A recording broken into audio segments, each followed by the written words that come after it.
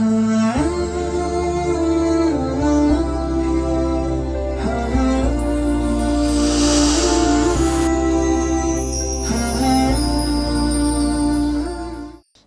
علیکم ورحمۃ اللہ وبرکاتہ۔ نبی کریم صلی اللہ علیہ وسلم کی سیرت طیبہ کو اچھی طرح سے سمجھنے کے لیے اس پس منظر کو جاننا بہت ضروری ہے جس پس منظر میں نبی کریم صلی اللہ علیہ وسلم کی بعثت مبارکہ عمل میں آئی کہ آپ صلی اللہ علیہ وسلم جس علاقے میں مبعوث کیے گئے اس کی جغرافیائی حالت کیا، آپ صلی اللہ علیہ وسلم کی بعثت جس خطے میں ہوئی اس خطے کی سیاسی صورتحال کیا، اس خطے کی معاشرتی اور اس خطے کی اقتصادی صورتحال اور اس خطے کی مذہبی صورتحال کیا۔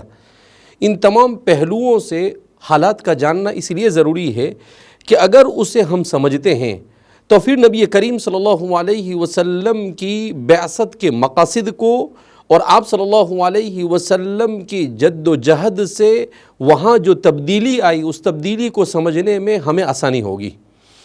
آپ صلی اللہ علیہ وسلم کی بعثت مبارکہ 570 اور 71 عیسوی میں بیان کی جاتی ہے۔ 6 صدی عیسوی میں آپ صلی اللہ علیہ وسلم کی بعثت عمل میں آئی۔ آپ صلی اللہ علیہ وسلم کی بعثت مبارکہ کہاں ہوئی؟ جس علاقے میں آپ صلی اللہ علیہ وسلم کی بعثت مبارکہ ہوئی اس علاقے کو حجاز کہا جاتا ہے۔ دراصل جغرافیائی اعتبار سے سیرت نگاروں نے عرب کے اس خطے کو 4 حصوں میں تقسیم کیا ہے اور ان 4 حصوں کو بھی پہلے 2 حصوں میں تقسیم کیا ہے۔ پہلے نام دیا ہے جبل السورات، ایک پہاڑی سلسلہ تھا، اس پہاڑی کے جنوب اور شمال میں واقع قبائل کے اعتبار سے اسے تقسیم کیا، اور پھر جغرافیائی اعتبار سے عرب کو انہوں نے 4 نام دیے۔ ایک خطہ تھا، اس خطے کو انہوں نے عروض کا نام دیا۔ دوسرا خطہ تھا، اس خطے کو انہوں نے نجد کا نام دیا جو سینٹرل عرب کا درمیانی علاقہ تھا۔ ایک خطہ تھا جو پہاڑوں میں آباد تھا، اسے یمن کا نام دیا۔ وہ یمن یمین کی طرف یعنی سیدھے ہاتھ کی طرف آباد تھا، اس وجہ سے اسے یمن کہا گیا۔ اور ایک خطہ تھا جسے حجاز کہا گیا، جو سمندر اور پہاڑ اور ریگستان ان تمام چیزوں کے مجموعے کا نام ہے، ساری ہی چیزیں اس میں ملتی ہے۔ اسی لیے ہم جب جائزہ لیتے ہیں تصاویر کے ذریعے سے جزیرۃ العرب کا، تو اسی لیے اسے اردو زبان کے اندر میں جزیرہ نماء عرب کہا جاتا ہے، یعنی حقیقت کے اعتبار سے وہ جزیرہ نہیں ہے۔ کیوں کہ جزیرہ کہا جاتا ہے اس جگہ کو جو سمندر کے درمیان میں واقع ہو، جس کے چاروں طرف پانی ہو۔ یہاں پر چاروں طرف پانی نہیں ہے بلکہ 3 طرف پانی ہے، پھر اس کے بعد کا جو حصہ ہے وہ صحرا کا علاقہ ہے اور بہت کم حصہ ہے جو سمندر۔ تو اس طرح سے اس کو اردو زبان میں اس کی صحیح ترجمانی کے لیے اسے جزیرہ نماء عرب کہا جاتا ہے، یعنی جزیرے کے جیسا، بالکل جزیرہ نہیں۔ خیر، نبی کریم صلی اللہ علیہ وسلم کی بعثت جس وقت ہوئی اس وقت اس خطے کو کہا جاتا ہے کہ وہ خطہ دور جاہلیت سے گزر رہا تھا۔ آپ صلی اللہ علیہ وسلم کی بعثت کے زمانے کے اس دور کو جاہلیت سے کیوں تعبیر کیا گیا؟ ایک سوال ہے کہ کیوں انہیں جاہلیت کے دور سے اس دور کو یاد کیا گیا؟ تو جاہلیت کے معنی پر جب ہمارے سیرت نگاروں نے اس پر تحقیق کی، قرآن اور حدیث کی اور عربی لغت اور اردو لغات کی روشنی کے اندر میں، تو ایک عجیب صورتحال سامنے آتی ہے کہ ہمارے اردو زبان میں جاہلیت اور جاہل کے معنی آتے ہیں ان پڑھ کے، مگر عربی زبان یہ اس معنی کو صرف ان پڑھ کو جاہل نہیں کہا جاتا ہے، بلکہ عربی زبان میں جاہل کہا جاتا ہے اس کو جس کو حق کی معرفت نہ ہو۔ عربی زبان میں جاہل کہا جاتا ہے اس کو جو علم کے باوجود اخلاق سے عاری ہو۔ عربی زبان میں جاہل کہا جاتا ہے اس شخص کو جس کے پاس علم کے باوجود عصبیت پائی جاتی ہو۔ عربی زبان میں جاہل کہا جاتا ہے اس شخص کو بھی جس شخص کے اندر میں علم ہو مگر اس کے باوجود بھی اس کا شعور انسانوں کے ساتھ جیسا ہونا چاہیے ویسا شعور اس کا نہ ہو۔ تو جاہلیت کے اصل معنی یہ بیان کیے جاتے ہیں کہ جس خطے میں آپ صلی اللہ علیہ وسلم کی بعثت مبارکہ ہوئی وہ خطہ ایسا نہیں تھا کہ بالکل ہی جاہل ان پڑھ تھا، نہیں، اس خطے میں پڑھے لکھے لوگ بھی پائے جاتے تھے۔ اس خطے کو اگر ہم اس کا جائزہ لیتے ہیں سیاسی اعتبار سے تو ہمیں تعجب بھی ہوتا ہے کہ اس کا یمن کا جو علاقہ ہے اس علاقے پر احباش نے حکومت کی ہے، ابرہا وغیرہ یہ احباش انہوں نے حکومت کی ہے۔ اس کے عرب کے خطے کے اوپر ایرانیوں نے اور فارسیوں نے حکومت کی ہے۔ عرب کے خطے پر رومیوں نے حکومت کی ہے۔ عرب کا ایک علاقہ جہاں پر ملوک حمیر پائے جاتے تھے یمن کا، ایک علاقہ جہاں پر ملوک غسان پائے جاتے تھے، ایک علاقہ جہاں پر ملوک مناظرہ پائے جاتے تھے، ایک علاقہ جہاں پر ملوک کندہ پائے جاتے تھے، اور ایک علاقہ ایسا تھا جسے حجاز کہا جاتا تھا، وہ قبائلیت کے اوپر مشتمل تھا۔ تو وہاں پر ہر طرح کے اثرات پائے جاتے تھے۔ یہ اللہ رب العزت کا ایک نظام تھا کہ اللہ رب العزت نے ہر طرح کے لوگوں کو اور ہر قسم کی چیزوں کو وہاں پر جمع کیا۔ اسی لیے ہمارے پڑوسی ملک سے تعلق رکھنے والے پروفیسر محمد سلیم چشتی صاحب، انہوں نے بڑی پتے کی بات ایک جگہ پر لکھی ہے جو مجھے اس وقت یاد آ رہی ہے۔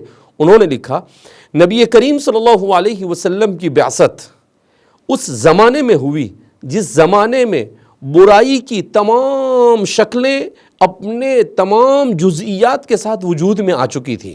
جب دنیا میں برائی کی ساری شکلیں، چاہے وہ اقتصادی اعتبار سے ہو، چاہے وہ معاشرت کے اعتبار سے ہو، چاہے وہ تجارت کے اعتبار سے ہو، چاہے وہ کسی بھی اعتبار سے ہو، ساری برائیاں جب وجود میں آ گئی تب رسول اللہ صلی اللہ علیہ وسلم کو مبعوث کیا گیا۔ کیوں؟ کہ آپ صلی اللہ علیہ وسلم خاتم النبیین، ما کان محمد ابا احد من رجالکم ولکن رسول اللہ وخاتم النبیین، کہ آپ صلی اللہ علیہ وسلم آخری نبی، آپ کے بعد قیامت تک کوئی نبی نہیں آنے والا، اور آپ صلی اللہ علیہ وسلم پر دین حق اسلام کی تکمیل عمل میں آنے والی تھی۔ یعنی حضرت آدم علیہ نبی علیہ السلام سے جو دین حق شروع ہوا اسلام، جیسا کہ بعض مورخین نے یہ لوگوں کو جھانسا دینے کی کوشش کی ہے، لوگوں کو گمراہ کرنے کی کوشش کی ہے کہ اسلام کی تاریخ رسول اللہ صلی اللہ علیہ وسلم کی بعثت سے شروع ہوتی ہے۔ نہیں، اسلام کی تاریخ حضرت آدم علیہ نبی علیہ السلام کی بعثت مبارکہ سے ہوتی ہے۔ کیوں؟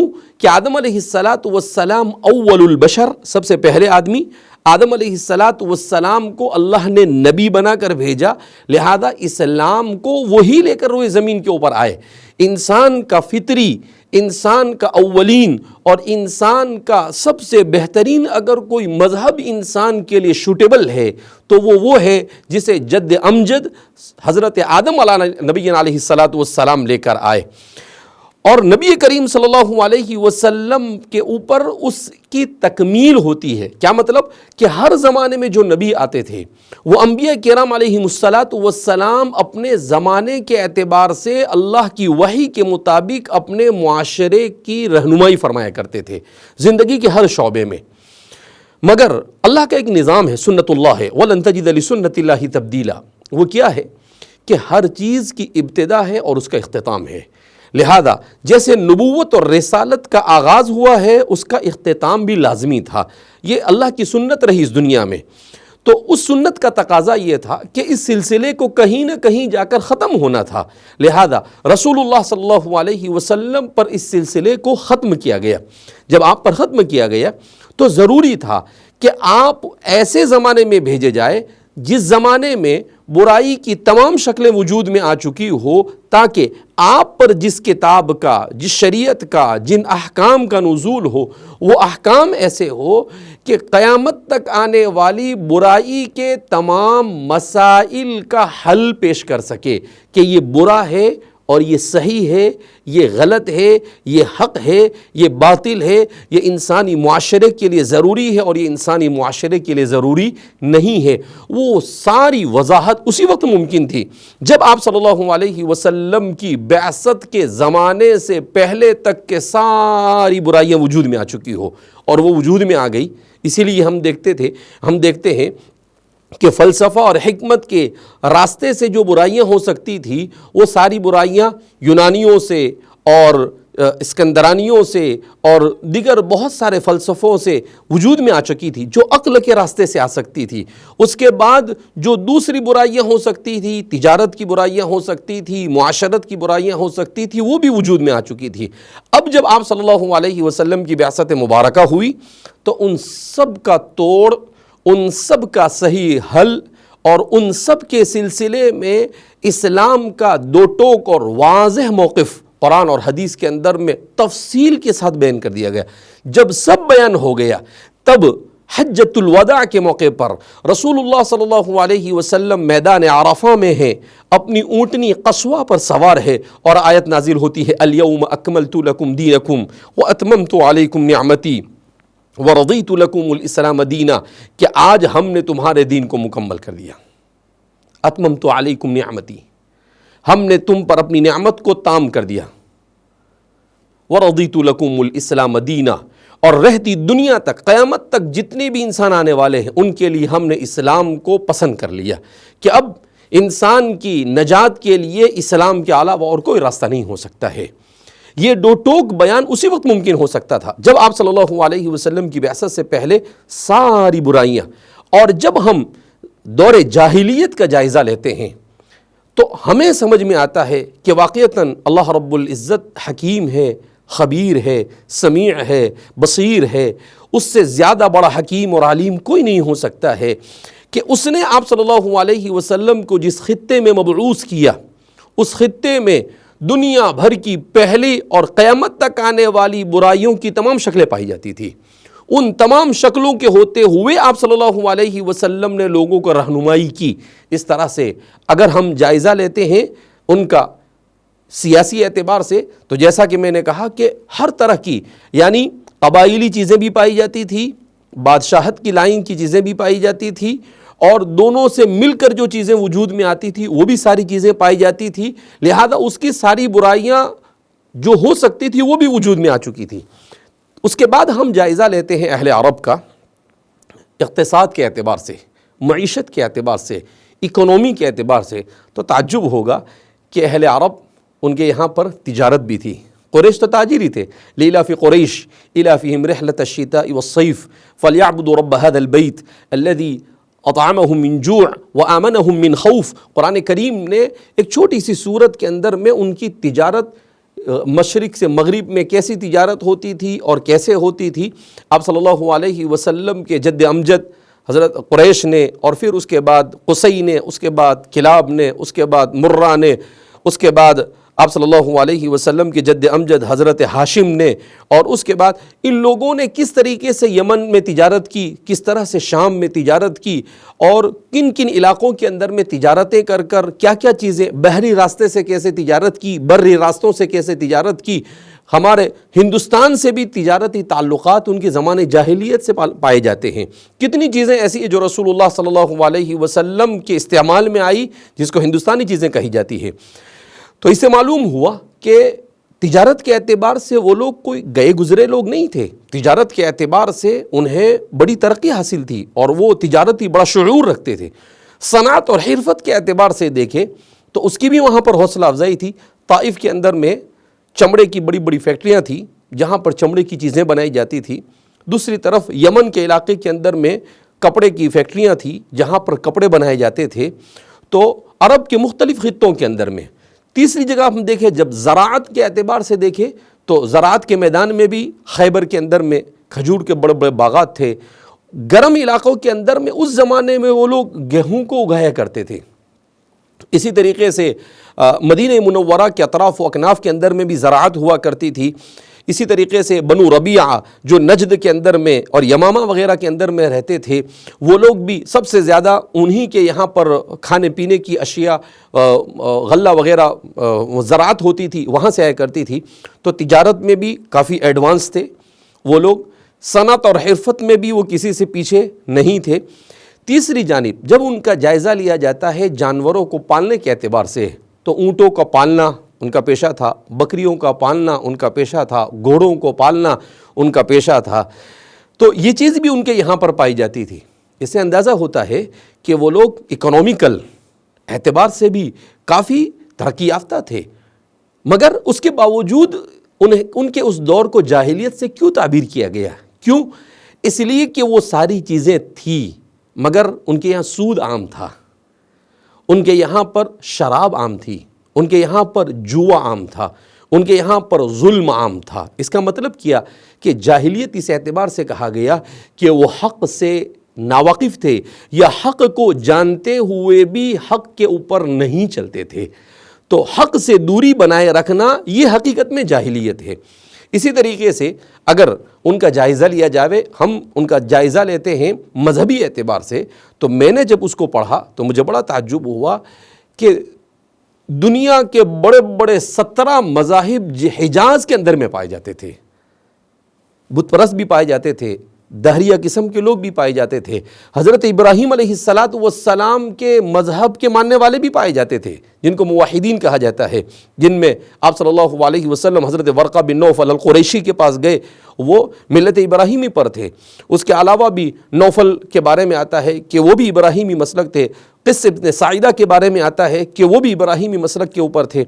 اسی طریقے سے ان کے علاقے کے اندر میں یہود بھی پائے جاتے تھے، خیبر میں یہود تھے، مدینہ میں یہود تھے، اور نصارہ بھی پائے جاتے تھے۔ نجران کے علاقے کے اندر میں جو طائف کے اوپر واقع ہے وہاں پر یہودی پائے جاتے تھے، اسی نصرانی پائے جاتے تھے، بت پرست تو وہاں پر بت پرستی تو عام تھی۔ تو اس طریقے سے جتنے مذاہب اس وقت روئے زمین پر ہے اس سے ملتی جلتی ساری کی ساری شکلیں مذہبی اعتبار سے اس زمانے میں پائی جاتی تھی۔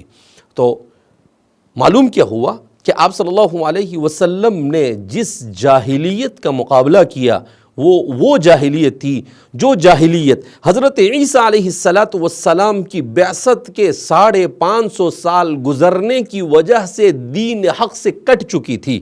آپ صلی اللہ علیہ وسلم نے جاہلیت کے اس طلسم کو توڑا اور زندگی کے ہر شعبے میں انسان کو بتایا۔ ان کے یہاں پر آپ دیکھیں، ہم یہ سمجھتے ہیں کہ وہ لوگ صرف بدو تھے، نہیں، اگر ان کا جائزہ لیا جاتا ہے معاشرت کے اعتبار سے تو کہتے ہیں کہ ان کے یہاں پر بدوی بھی تھے اور حضری بھی تھے۔ بدوی ان کو خانہ بدوش لوگوں کو کہا جاتا تھا، جو اپنے جانوروں کو لے کر جہاں پانی ہوتا تھا، جہاں کھانا ہوتا تھا وہاں چلتے رہتے تھے، اور ان کے یہاں پر حضری لوگوں کی بھی آبادی تھی۔ رسول اللہ صلی اللہ علیہ وسلم کی بعثت عمل میں آئی مکہ مکرمہ میں، مکہ مکرمہ یہ حضر تھا، یعنی شہر تھا، تہذیب و تمدن تھی وہاں پر۔ بدویوں کی زندگی بہت الگ تھی اور حضریوں کی زندگی بڑی الگ تھی۔ بدویوں کی زندگی کیسی تھی کہ ان کی زبان پر ان کو بڑی مہارت حاصل تھی، اسی لیے رسول اللہ صلی اللہ علیہ وسلم کو پیدا ہونے کے بعد اپنے بچپن میں زبان کو صحیح سیکھنے کے لیے، جس کے لیے ہمارے یہاں پر مونٹیسری وغیرہ کے سسٹم چلتے ہیں، صحیح سیکھنے کے لیے بنو سعیدہ کے پاس بھیجا گیا۔ اسی لیے ایک مرتبہ رسول اللہ صلی اللہ علیہ وسلم نے تقریر کی، بڑی فصیح و بلیغ تقریر کی، تو حضرات صحابہ میں جو فصیح اللسان تھے وہ آپ صلی اللہ علیہ وسلم کی اس تقریر کو سن کر بالکل ششدر رہ گئے اور آنکھیں پھاڑ کر دیکھنے لگے۔